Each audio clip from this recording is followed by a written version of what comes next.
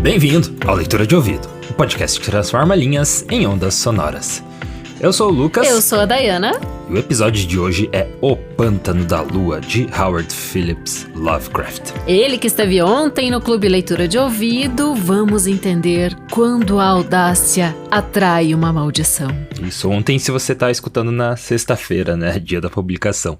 Então vamos lá continuar a nossa série de histórias de terror. Boa leitura. O Pântano da Lua, de Howard Phillips Lovecraft. Tradução: Alda Porto, Vilma Maria da Silva, Lenita Rimoli Esteves e Paulo César Castanheira.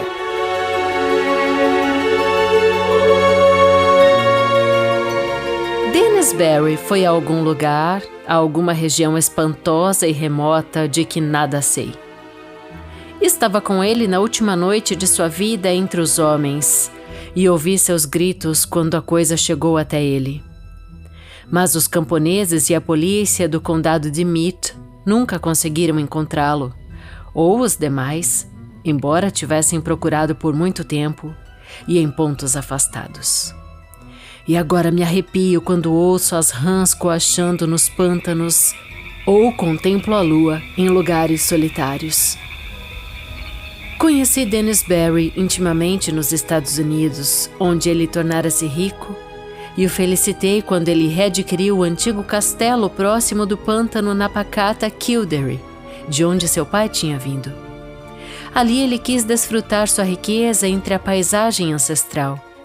Os homens de sua linhagem foram outrora os senhores de Kildare. Tinham construído o castelo e nele habitaram, mas aqueles dias pertencem a um passado muito remoto, de maneira que por muitas gerações o castelo permaneceu desabitado e decadente. Depois que foi para a Irlanda, Barry me escreveu com frequência e me disse como, sob seus cuidados, o castelo cinzento ressurgia torre após torre em seu antigo esplendor. Que a era subia lentamente sobre as muralhas restauradas como há muitos séculos antes e que os camponeses o bendiziam por trazer de volta os antigos dias com seu ouro de além-mar. Mas, com o tempo, vieram problemas e os camponeses deixaram de bendizê-lo e se esquivaram como se fugissem de uma maldição. Foi então que ele me enviou uma carta pedindo-me que o visitasse, pois estava sozinho no castelo e não tinha ninguém com quem conversar, exceto os novos criados e empregados que ele tinha trazido do norte. O pântano fora a causa desses problemas, como Barry me disse na noite em que cheguei ao castelo. Eu alcançara Kildare ao pôr do sol de verão, quando o dourado céu iluminava a relva dos montes, bosques e o azul do pântano, onde numa ilhota distante uma antiga ruína reluzia de forma espectral. Aquele pôr do sol era belíssimo, mas os camponeses de Ballylough tinham me prevenido, dizendo que Kildare tinha se tornado amaldiçoada, de modo que estremeci um pouco ao ver os altos torreões do castelo banhados em um fulgor dourado. Kildare não era servida pela via férrea e por essa razão o carro de Barry tinha vindo me encontrar na estação de Ballylough. Os aldeões evitavam o carro e seu condutor, oriundo do norte. Mas tinham-me segredado coisas quando, empalidecidos, viram que eu estava indo a Kildare. E naquela noite, depois do nosso reencontro, Barry me disse por quê. Os camponeses tinham abandonado Kildare porque Dennis Barry ia drenar o grande pântano. Apesar de todo o seu amor pela Irlanda, os Estados Unidos não o deixaram imune, e ele detestava aquele belo espaço perdido onde a turfa podia ser removida e a terra explorada. As lendas e superstições de Kildare não o impressionaram, e ele riu quando os camponeses se recusaram primeiro a ajudar. Em seguida, depois que viram sua determinação, o amaldiçoaram e foram embora para Ballylough com seus poucos pertences. Para substituí-los, ele mandou buscar trabalhadores no norte, e quando os criados se foram, ele os substituiu do mesmo modo. Mas Barry sentiu-se solitário entre estranhos e então me pediu que viesse. Ri tão estrondosamente quando meu amigo, ao saber dos temores que motivaram os camponeses a abandonar Kildare, já que eram da mais vaga, fantástica e absurda natureza. Tinham relação com uma lenda absurda sobre o pântano e com um espírito guardião temível que morava nas ruínas antigas da distante ilhota que eu tinha entrevisto ao pôr do sol. Existiam relatos de luzes dançantes nas noites sem lua e de ventos frios quando a noite era quente, de fantasmas vestidos de branco que pairavam sobre as águas e de uma cidade imaginária de pedra no fundo, sob a superfície do pântano. Porém, mais notável entre essas fantasias sobrenaturais e exclusiva em sua absoluta unanimidade era a maldição que podia esperar aquele que ousasse tocar ou drenar o vasto pântano avermelhado. Havia mistérios, diziam os camponeses, que não devem ser revelados, mistérios que permanecem ocultos desde que a peste sobreveio aos filhos de Partholon nos tempos fabulosos, além do alcance da história. No livro das invasões conta-se que esses filhos dos gregos foram todos sepultados em Talag, mas os anciões de Kildare dizem que uma cidade foi protegida por sua deusa lunar guardiã e escapou ilesa. Como também os montes arborizados a ocultaram quando os homens de Nemed desceram da Sítia com seus 30 navios. Tais eram os inúteis contos que levaram os aldeões a abandonar Kildare. Quando os ouvi, não me espantei de que Dennis Barry tivesse se recusado a dar atenção a essas histórias. Ele tinha, entretanto, um grande interesse por antiguidades e se dispôs a explorar o pântano integralmente quando estivesse drenado. Visitava frequentemente as ruínas brancas na ilhota, porém estavam muito deterioradas para dar uma ideia de seus dias de glória, embora sua antiguidade fosse manifestamente notável e seu traçado apresentasse pouca semelhança com a maioria das ruínas na Irlanda. A essa altura, o trabalho de drenagem estava para começar e os trabalhadores do norte em breve despojariam o pântano proibido de seus musgos verdes e urzes vermelhas, destruiriam as pequenas correntes juncadas de conchas e os charcos mansos orlados de juncos. Senti muito sono depois que Barry me contou essas coisas. A viagem do dia tinha sido cansativa e meu anfitrião tinha conversado comigo até tarde da noite. Um criado me conduziu até meu aposento, situado em uma torre remota que dava para a aldeia e a planície em torno do pântano, assim como para o próprio pântano, de maneira que de minha janela eu podia contemplar, à luz da lua, os tetos silenciosos que os camponeses tinham abandonado e que agora abrigavam os trabalhadores do norte, bem como a igreja paroquial com sua torre antiga e, ao longe, do outro lado do pântano soturno, a ruína antiga distante, cintilando branca e espectral sobre a ilhota. Logo que comecei a dormir, julguei ouvir sons indistintos distantes. Eram sons frenéticos e meio musicais, causando-me uma estranha excitação que povoou meus sonhos. Mas, quando acordei na manhã seguinte, senti que tudo não passou de um sonho, pois as visões que presenciei eram mais estupendas que qualquer som de flauta silvestre na noite. Influenciada pelas lendas que Barry me relatara, minha mente tinha, no sono, vagado por uma cidade majestosa, situada num vale verdejante, onde ruas e estátuas de mármore, vilas e templos, esculturas e inscrições, tudo comunicava, num indubitável matiz, o esplendor da Grécia Antiga. Quando contei a Barry o sonho, nós dois rimos. Mas eu ri mais estrondosamente porque ele estava aturdido com os seus trabalhadores do norte.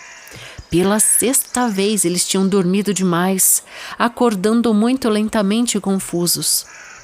Além disso, apesar de saberem que tinha ido dormir cedo na noite anterior, comportavam-se como se não tivessem descansado. Naquela manhã e tarde vaguei sozinho pela aldeia dourada de sol e conversei aqui e ali com trabalhadores e nativos, já que Barry estava ocupado com os planos finais para o início da obra de drenagem. Os operários não estavam tão felizes quanto deviam, pois muitos deles pareciam inquietos com algum sonho que tiveram, de que tentavam em vão se lembrar. Comuniquei-lhes o meu sonho, mas não mostraram interesse, até que falei dos sons estranhos que julguei ter ouvido. Então me olharam curiosamente e disseram que também eles tinham a impressão de ter na lembrança sons estranhos. À noite, Barry jantou comigo e anunciou que a drenagem se iniciaria em 2 dias. Fiquei satisfeito, pois, embora me desagradasse saber que o musgo, a urze, as correntes e lagos desapareceriam, senti um crescente desejo de conhecer os segredos antigos que a turfa extremamente espessa pudesse esconder. E, nessa noite, meus sonhos de flautas e peristilos de mármore tiveram um fim repentino e inquietante. Pois vi uma peste descendo sobre a cidade no vale. E depois uma assustadora avalanche nas encostas arborizadas cobria os corpos sem vida nas ruas e deixava apenas o templo de Ártemis exposto no alto, onde Cleis, a sacerdotisa ancestral da lua, permanecia fria e silenciosa, com uma coroa de marfim em sua cabeça prateada. Disse que acordei repentinamente alarmado. Por algum tempo não pude distinguir se estava acordado ou dormindo, pois o som das flautas soava penetrante em meus ouvidos. Mas, quando vi no piso o clarão gelado da lua e os contornos de uma janela gótica com gelosia, concluí que devia estar acordado e no castelo de Kildare.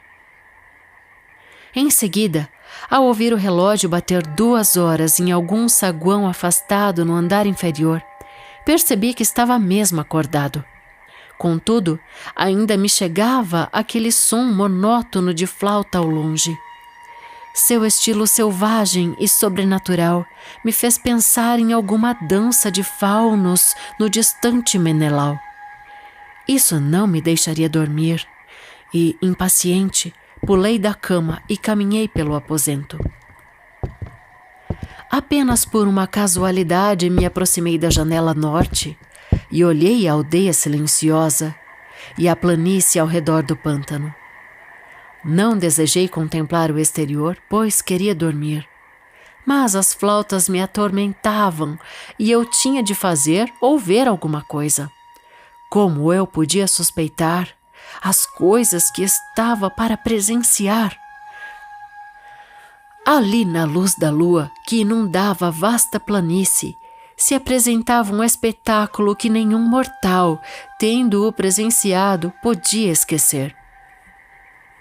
Ao som de flautas de bambu que ecoava sobre o pântano, planava silenciosamente e sinistramente uma multidão confusa de figuras oscilantes. Bamboleavam em uma dança ininterrupta, como naqueles festins que os sicilianos realizavam em honra a Deméter nos antigos tempos sob a lua da colheita, junto de Ciane. A planície larga, a lua dourada, as formas irreais moventes e, acima de tudo, o som penetrante e monótono da flauta produziam um efeito que me deixou quase paralisado.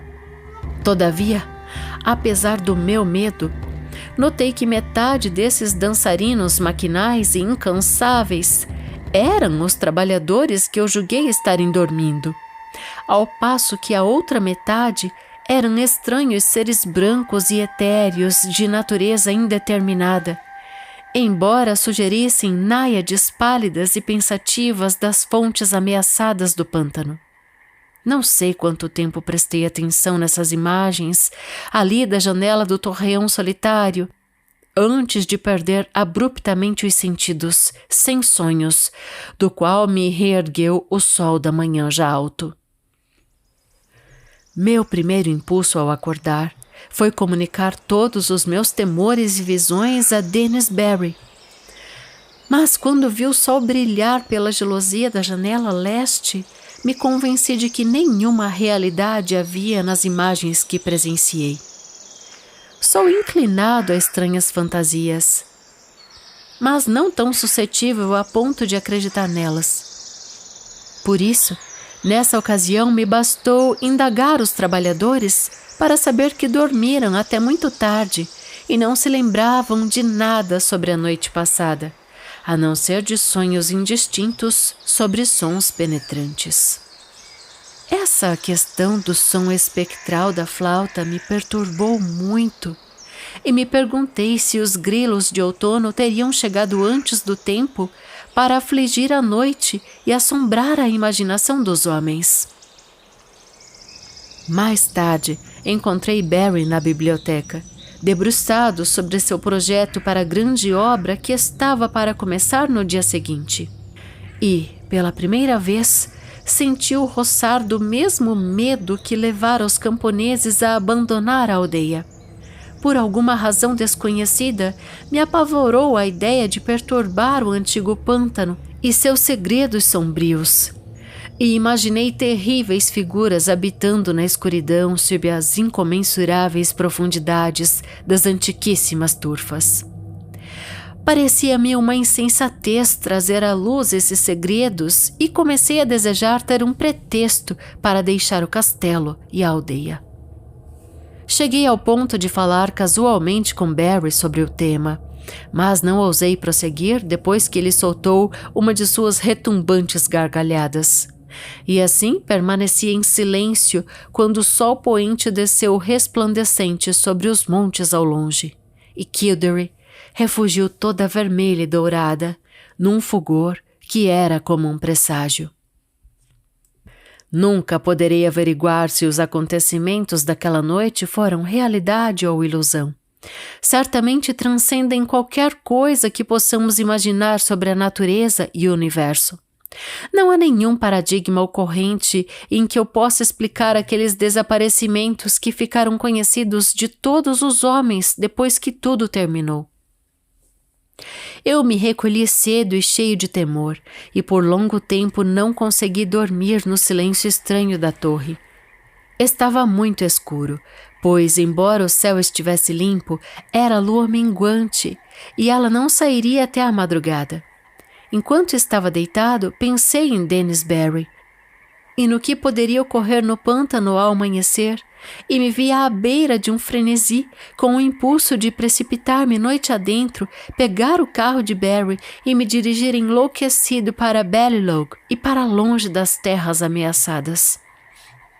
Mas adormeci antes que meus temores se materializassem em ação e contemplei em sonhos a cidade no vale, fria e morta, sob a mortalha de sombras horrendas. Provavelmente o som penetrante de flauta tenha me acordado, embora não fosse esse o primeiro som que eu ouvi quando abri os olhos.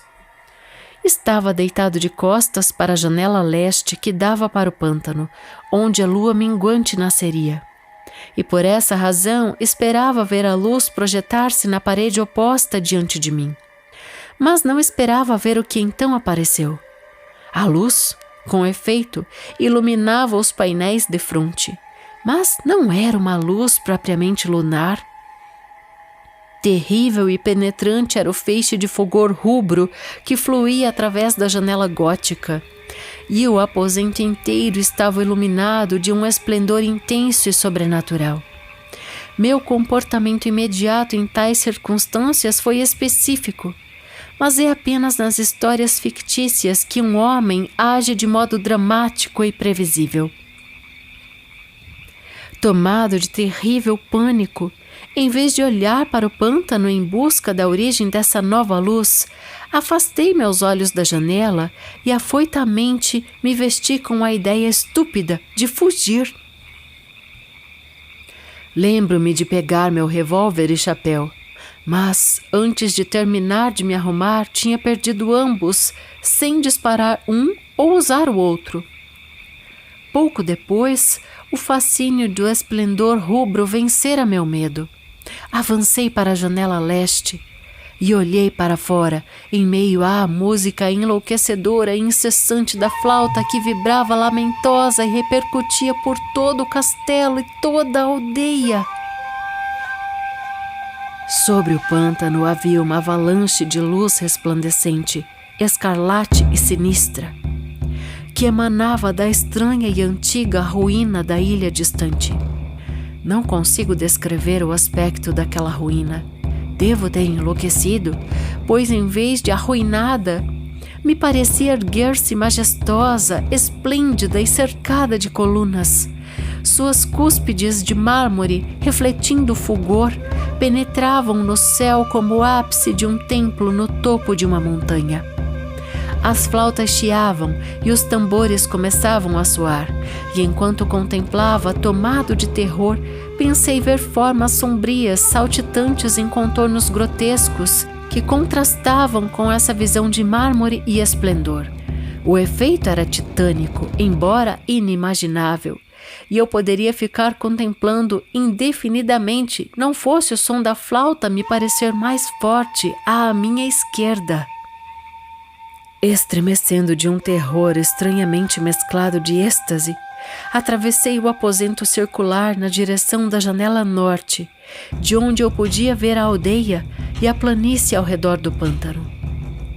Meus olhos se dilataram outra vez diante de um prodígio fantástico, igualmente extraordinário, como se eu não tivesse acabado de deixar uma cena que ultrapassava os limites da natureza. Na planície, fantasmagoricamente rubro-luminosa, movia-se uma procissão de seres com tal aspecto como ninguém jamais viu antes, a não ser nos pesadelos. Meio deslizantes, meio flutuantes no ar, os espectros do pântano vestidos de branco iam lentamente se retirando para as tranquilas águas e ruínas da ilhota, em fantásticas formações que sugeriam uma antiga dança cerimonial solene. Seus ondulantes braços translúcidos, ao som detestável daquelas flautas invisíveis, convocavam num ritmo extravagante uma multidão de trabalhadores cambaleantes que seguiam como cães cegos, automáticos, com passos claudicantes como se fossem arrastados por uma vontade demoníaca torpe, porém irresistível. Quando as náiades chegaram ao pântano, sem se esquivar da rota, uma nova fileira de operários tropeçantes zigue-zagueava de modo ébrio, saída do castelo, de alguma porta longe da minha janela. Seguiram aos tropeços pelo pátio, atravessaram o espaço intermediário da aldeia e se juntaram à fila titubeante de trabalhadores na planície. Apesar da distância abaixo, percebi imediatamente que eram os trabalhadores trazidos do norte, pois reconheci a conformação volumosa e disforme do cozinheiro, cuja extrema enormidade tinha agora se tornado indescritivelmente trágica. As flautas silvavam horrivelmente, e novamente ouvi o toque do tambor procedente da ruína na ilhota. Depois, silenciosa e graciosamente, as náiades alcançaram a água e se fundiram uma a uma dentro do antigo pântano, ao mesmo tempo que a fileira de seguidores, sem deter seus passos, mergulhou desastradamente atrás delas e desapareceu num vórtice minúsculo de insalubre borbulho que pude ver claramente na luz escarlate. E quando o último empregado, o obeso cozinheiro, afundou pesadamente e desapareceu de vista naquele pântano negro, as flautas e os tambores silenciaram, assim como as luzes rubras ofuscantes das ruínas sumiram instantaneamente, deixando deserta e desolada a aldeia amaldiçoada sob a luz frouxa da lua que acabava de surgir no céu. Estava agora num estado de indescritível confusão, não sabendo se estava louco ou lúcido, dormindo ou acordado, Fui salvo apenas por um torpor misericordioso. Julgo que fiz coisas ridículas, como oferecer preces a Ártemis, Latona, Deméter, Perséfone e Plutão. Tudo de que me lembrava de meus estudos clássicos na juventude veio aos meus lábios, quando os horrores da situação despertaram minhas superstições profundas. Percebi que tinha testemunhado a morte de toda uma aldeia e sabia que estava sozinho no castelo com Dennis Barry, cuja audácia tinha atraído a maldição. Assim que pensei nele, novos terrores me sacudiram e desabei no chão, não inconsciente, mas fisicamente inerte. Foi quando senti uma rajada fria na janela leste, onde a lua havia se levantado, e chegaram aos meus ouvidos gritos vindos de baixo num ponto distante do castelo. Logo, aqueles gritos atingiram uma magnitude e qualidade impossíveis de descrever. E esmoreço ao pensar neles. Tudo o que posso dizer é que vinham de alguém que eu conheci como amigo. Em algum momento durante esse período impactante, o vento frio e o grito penetrante devem ter me despertado, pois minha impressão seguinte é de um atropelo enlouquecido pelos corredores e salões escuros e pelo pátio dentro da horrenda noite. Encontraram-me ao amanhecer, vagando a esmo perto de Beliog. Mas o que me desnorteou completamente não foi nenhum dos horrores que presenciei e ouvi antes. O que balbuciei no momento em que saía lentamente das sombras foi um par de fatos fantásticos que aconteceram em minha fuga. Fatos insignificantes, mas que me perseguem incessantemente quando estou sozinho em certos lugares pantanosos ou ao luar. Quando fugi do castelo amaldiçoado e seguia pelas margens do pântano, ouvi um som novo, comum, embora distinto de qualquer outro que tinha escutado em Kildare.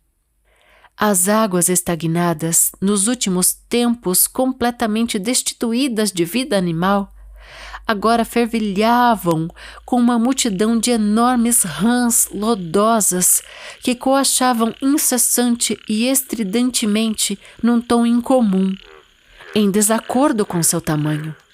Reluziam verdes e inchadas sob a luz da lua e pareciam olhar fixamente para o alto na fonte da luz. Acompanhei o olhar de uma muito gorda e feia e vi a segunda das coisas que me levaram a perder a razão. Estendido entre a lua minguante e a estranha ruína antiga da ilhota distante, meus olhos aparentemente distinguiram um feixe de luz tênue e trêmulo que não se refletia nas águas do pântano. E enquanto subia por aquele caminho esmaecido, minha fantasia febril imaginou uma sombra tênue, debatendo-se lentamente. Uma sombra vaga que se contorcia, lutando como se arrastada por demônios invisíveis.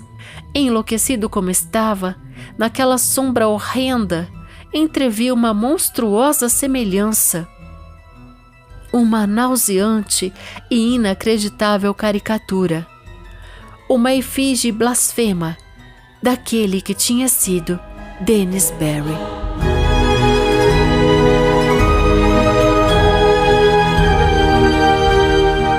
E esse foi O Pântano da Lua, de Howard Phillips Lovecraft. Temos o rico Dennis Barry, obcecado por drenar e explorar um terreno onde se encontra um antigo castelo que foi do seu pai, na Irlanda. Fomos para a Irlanda neste episódio. Mas o castelo já estava cinzento, estava com todo um pântano avermelhado ao redor. Mas a ambição deste homem era desfrutar a sua riqueza entre a paisagem ancestral. E olha o que acontece. Era a casa de Usher. A casa de Usher era o vizinho ali, né? Exato. Olha que legal você falar isso, Lucas, porque, nas análises, né? Nessa história que a gente acabou de ouvir, tem uma considerável semelhança com a queda da casa de Usher, que sai em 1839. O conto do Lovecraft é de quase um século depois, é de 1926. E ele era mega fã do Poe. né? Sim. Então, o narrador aqui do nosso Pântano da Lua também é inominado, assim como o amigo do Roderick Usher, em A Queda da Casa de Usher, né? Então e ele influências, né? Isso, e ele vai parar no castelo, que tem essas turfas espessas, esses segredos antigos, depois de receber uma carta, igual o nosso amigo lá, inonimado, né? Inonimado? Inominado, isso. Lá o amigo do Roderick Usher. Isso, e daí o que acontece com o nosso narrador dessa história? De aqui e de lá também, né? Eles fazem uma longa viagem. Lá fica claro que ele vai a cavalo, né? Aqui ele já vai de carroça, de carro. Sim, tem né? a cena bem icônica do início, né? Que ele chega e contempla aquele pântano. Aqui ele fez também, né? De certa forma isso. Não, ele fez uma contemplação muito cinematográfica. Sim, mas na queda da casa de Usher, ele para, né? Na frente do rio, assim. Do lago. Do lago, né? E fica olhando para aquele lago e... Enfim, é bem horripilante. E aqui ele chega num pôr do sol, ele olha as montanhas fazendo aquele contraste, né? Já a lua aparecendo no céu. E a viagem já é cheia de maus presságios. O que já me deixa... Só vou falar uma coisa antes, terminar essa correlação antes de falar da outra deixa aqui, de outra obra. Que... No Poe, a gente tem que falar que a diferença do drama se passa dentro da residência e na mente do narrador, né, desse amigo do Roderick Usher. Já na história do Lovecraft, a história está toda no exterior e ela sofre as pressões cósmicas inerentes à produção do Lovecraft, já que a lua do Lovecraft nunca é romântica, né, é sempre uma lua de horror. E ela rege os seres, tanto os seres etéreos, né, as assombrações, os seres fantasmagóricos, quanto os anfíbios, porque aqui a gente tem as rãs, e tá na nossa arte de capa que você fez hoje, né, essas rãs do pântano, que a gente vai entender o que são essas rãs. Sim, e isso se repete da lua, né, que você falou no estilo de escrita do Lovecraft, também essa coisa de algo acontecer e será que isso tá acontecendo mesmo? E daí vai escalando, né? Depois ele dorme de novo e ouve a flauta de novo. E cada vez que ele escuta é mais forte, né? E vai ficando mais claro, assim, pra ele o que tá acontecendo. Ou não acontecendo, né? Ele duvida dele mesmo algumas horas, né? Se ele tá imaginando ou se é verdade. Isso. Eu já vou falar da flauta também. E eu só quero antes fazer outra relação que eu acho legal, já no começo das notas, jogar aqui. Quando ele tá fazendo a viagem, esse narrador que está indo, depois que recebe a carta, até chegar no castelo, e muitas pessoas no caminho falam, lá não é legal, não vai pra lá, tem problema lá. Isso me lembrou muito o percurso do advogado inglês, o Jonathan Harker, no Drácula, do Bram Stoker. Também, verdade. Mesmo clima, inclusive. Muito parecido, né? E daí ele manda um carro buscar o amigo, porque os carros nem vão mais até aquela aldeia, né? De tão mal falada que tá. Então, é muito parecido, né? Sim. E aqui o Lovecraft opta por um castelo, né? O Poe trabalha com uma casa, né? Com um solar, em algumas traduções. É uma casa, né? Grande e tal. Mas aqui é castelo mesmo, igual no Drácula, né? A diferença lá pro Drácula é que é bem mais explorado, né? O personagem que mora no castelo, enquanto aqui a gente tem uma vaga descrição, assim. Ele fala que ele é rico, que ele quer desfrutar sua riqueza e que ele é amigo íntimo, né? Mas assim, ainda que esse narrador já na primeira noite, Lucas, tivesse ouvido sons estranhos dessas flautas silvestres de bambu, que eu achei bem interessante, que fala silvestres, e tem uma hora que explica que são de bambu, ele acorda alarmado, tem o clarão gelado da lua, ainda assim ele fica cético quanto às más influências, né? Ele, inclusive, nesse momento, ele evidencia uma descrença do Barry, né? Que ele é imparável, ele tá com data e hora pra começar a drenar o pântano. E mesmo quando o narrador começa a enxergar esse ritual, como você falou, parece que sonhou, né? Essas formas irreais, esse som penetrante das flautas que estão sempre no ouvido dele, na manhã seguinte, ele, quando vê o sol, fala, não, eu sou inclinado a estranhas fantasias, mas não tão suscetível ao ponto de acreditar nelas. Né? Eu trago essas aspas aqui nas notas que vão para o nosso apoiador. E aí vai passando e daí sim que ele sente uma vontade abrupta de sair do castelo, de fugir, mas mesmo assim ele não faz nada, até ele testemunhar o maior espetáculo espectral que a gente tem na narrativa encaminhando para o fim do conto. O que me chama a atenção é que a lua é minguante. E todo o pântano está tomado de uma luz vermelha, né? Ele fala uma luz escarlate, uma luz rubra, que é incandescente. Os acontecimentos insólicos do conto, aí vem uma questão que eu prestei muita atenção na análise, você vai perceber que tem uma coisa cíclica meio cabalística, porque são 7 dias e 7 noites. É no 8º dia que ele ia drenar o pântano. E é na noite do 7º dia que acontece esse último ritual, que se concretiza essa maldição, que é irreversível. Porque leva o Dennis Barry, né? E toda a aldeia fica amaldiçoada a partir daquele momento, nesse universo externo que é opressor, né? Que oprime e que essa maldição acontece. Faz todo sentido com a lua minguante também, né? Que é a lua... de se recolher, a natureza se recolhe, né? As árvores ficam sem a seiva, diminui, né? O mar, inclusive. Então, tem tudo a ver ali com o que ele estava pretendendo fazer, né? Que era drenar o pântano, né? Que eu até fico imaginando como que naquela época se drenava um pântano, né? Sem ter máquinas e tal. Mas um século atrás já se tinha máquinas. Não, mas digo, né? Bobcat. Como hoje. E o minguante também tem a ver que minguou os planos dele, né? Minguou o próprio homem, a própria ganância, a própria audácia deste homem rico e que só pensava em si mesmo, né? Nos seus antepassados. Sim, de certa forma, as consequências de interferir na natureza, né? Também traz, assim. E todo mundo vira sapo, né, no final. Então, todo mundo vira rã, que eu gostei mais. São mulheres. Não. Mas são anfíbios, né? Essa que é a questão. Ele fala de rãs, mas é pra dizer que eles viram anfíbios, né? Talvez seja uma opção dos tradutores nessa edição que a gente tem, pode ser o personagem, a rã principal, digamos, o cozinheiro, né? Que Foi ele que você desenhou? Não. Não, pode ser. É ele. Vamos dizer que é ele. Mas que ele observa a figura do cozinheiro quando ainda não era sapo, né? E é interessante que ele joga isso pra você pra daí ele resgatar lá no final, né? Essa última rã que pula no pântano, que era o cozinheiro. Então, que é assim, indicativo bem perfeitinho de narrativa, né? Você joga a pista, daí você explica ela e o leitor já tem aquilo no subconsciente. Tem mais umas camadas profundas que eu tenho que falar aqui, que eu achei bem legal. O texto é rico em pontos cardeais, você percebeu, Lucas? Janela norte, janela leste. Então os pontos cardeais aparecem muito. Tem os extremos, como você falou do sonho, né? A gente fica entre realidade e ilusão, loucura ou lucidez, né? Esses extremos são trabalhados ao longo, né, com a postura e as ações dos personagens.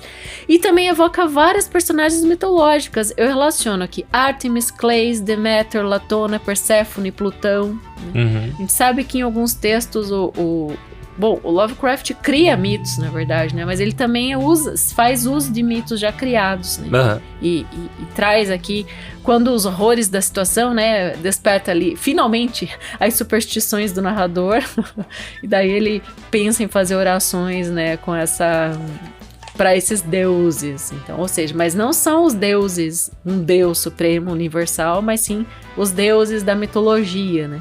E mais uma vez a gente tem uma revelação das próprias crenças do Lovecraft, né? Que são, enfim, em mitos, não necessariamente num deus universal. Eu também achei bem interessante a cinematografia toda do conto, porque ele trabalha muito com luz, com movimento e com som. E isso tudo fica fluindo na nossa mente como leitor. Né? Então, luz, movimento, som é o tempo todo no conto. E uma grande conclusão, assim, que dificilmente quem vive nas histórias escritas por Lovecraft, ou seja, os seus personagens, consegue depois ficar sozinho.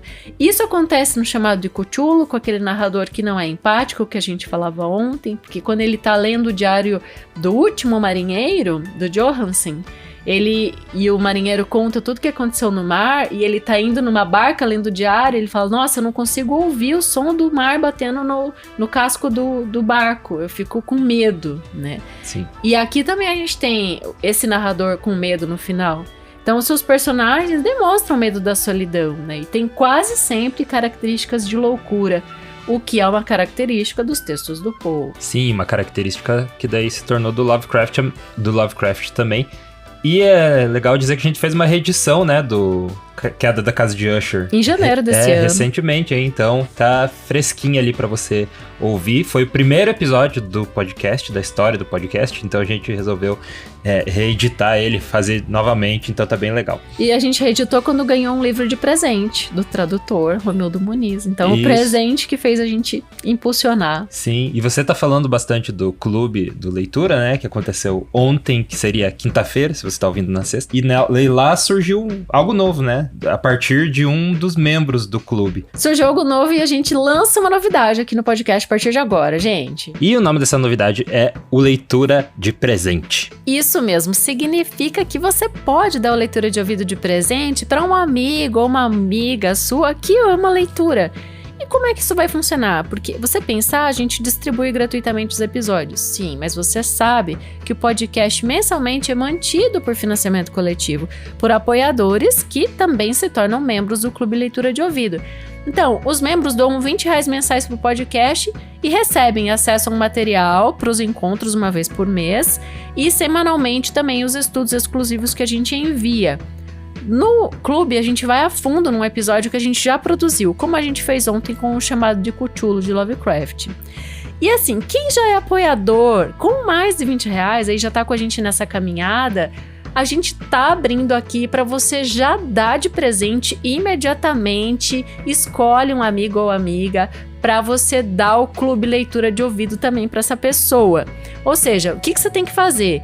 Falar com a gente, passar o nome e o e-mail dessa pessoa, que a gente já vai incluir na lista do Clube Leitura de Ouvido pro próximo encontro. E ó, a grande novidade, Lucas, é que a gente já tem 2 leituras de presente. Isso, uma apoiadora já deu de presente 2 apoios a partir do último clube do leitura, e aí veio a ideia de abrir para todo mundo, né, fazer isso também. E os 2 primeiros presentes de leitura é a Juliana Dúlios e o Jorge Machado, então sejam bem-vindos ao nosso Clube Leitura de Ouvido. E como que se torna membro, Lucas? Então para ser apoiador aqui do Leitura de Ouvido, não é só essa recompensa, né, do Clube do Leitura de Ouvido, apesar de ser, eu considero a recompensa mais importante, mas também as outras são entrar nos créditos finais do podcast e receber o estudo aprofundado semanalmente, que a gente traz aqui cada episódio. Então, essas 3 recompensas para você entrar no clube também, é só mandar um pix para a chave leituradeouvido@gmail.com. Para ser membro do clube a partir de R$20, né? Ou pelo apoia.se/leitura de ouvido, que lá é o nosso financiamento coletivo lá mensal, que também tá no ar. E os nossos apoiadores são eles: Aguinaldo Ângelo Silveira Rebouças, Alberto Alpiri, Amanda Bertassi Brandão, Ancle Lima, Ana Cláudia Chaguri Lopes, Arlete Alves Machado Rodrigues, Augusto Marques Ramos, Bruna Foltz Coutinho, Bruno Guedes com o Grupo Danco, Cláudia Lube, Cristiana Castanho Ferraz, Eduarda Quartim, Eduardo Vinícius Ferreira, Elaine Vieira Ferreira, Evandro Benck, Felipe Cronato, Heloísa Mendonça, Jaqueline Conte, João Eudeu de Araújo, Jorge Machado, Juliana Dúlios, Karine Pacheco, Lina Soares, Lucas Pereira da Silva, Lucas Vieira, Luciana Botelho Pacheco, Luiz Fernando Garcia, Mike Santos Araújo, Marco Aurélio Marques de Queiroz, Maria José de Oliveira Lima Félix, Marilu Lourenço Rosas, Maristela Prado, Matheus Trim, Matheus Simão Brum, Mônica Tocárnia, Olivia Veronese, Paulo José Pereira de Rezende, Pedro Coimbra Machado Sil Buscavalente, Harmana Fraisiachitsky, Roberto Hiromi Sonoda, Sandra Cavalcante, Silvana Silva, Simone Pessoa de Mesquita, Tassiane Bosch Ledesma, William Lima e Zenilda Ribeiro da Silva. Obrigado aí, apoiadores do Leitura de Ouvido, e seja um apoiador pelo apoia.se/leitura de ouvido ou pela chave pix leituradeouvido@gmail.com. E até queria comentar, o Lucas Vieira, ele acabou de fazer a troca do Apoia-se pelo Pix.